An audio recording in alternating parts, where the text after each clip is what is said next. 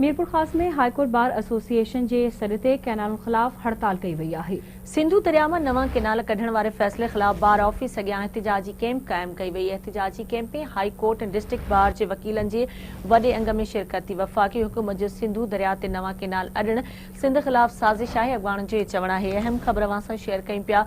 मीरपुर ख़ास में high court bar association के सॾ ते कैनालन ख़िलाफ़ हड़ताल कई वई आहे। सिंधु दरिया में नवां कैनाल कढण वारे फ़ैसिले ख़िलाफ़ बार ऑफिस अॻियां एहतिजाजी कैंप क़ाइम कई वई आहे। एहतिजाजी कैंप में हाई कोर्ट ऐं डिस्ट्रिक्ट बार के वकीलन वॾे अंग में शिरकत कई आहे।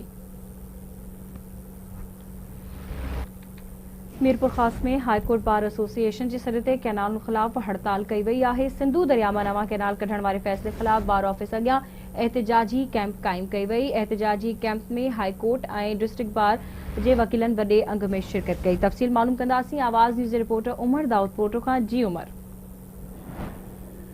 हाँ जी, तो मीरपुर पारां जो सिंधु दरिया में 6 कैनाल कढण खिलाफ जो हाई कोर्ट जी बार एसोसिएशन के सॾ ते वकीलन पारां 1 कलाक की टोकन हड़ताल करे ऐं बार ऑफिस अॻियां जो एहतिजाजी जेके कैंप जेके क़ाइम करे छॾी ऐं उते जेको नारेबाज़ी कई आहे। एहतिजाजी जेको कैंप हुयो उन में हाई कोर्ट ऐं डिस्ट्रिक्ट कोर्ट के वकीलन पारां वॾे अंग में जेकी शिरकत कई आहे। ऐं उन मौके ते उन्हनि चयो त सॼी सिंध वासी गॾिजी चुकी सूरत हाल ठहियल आहे।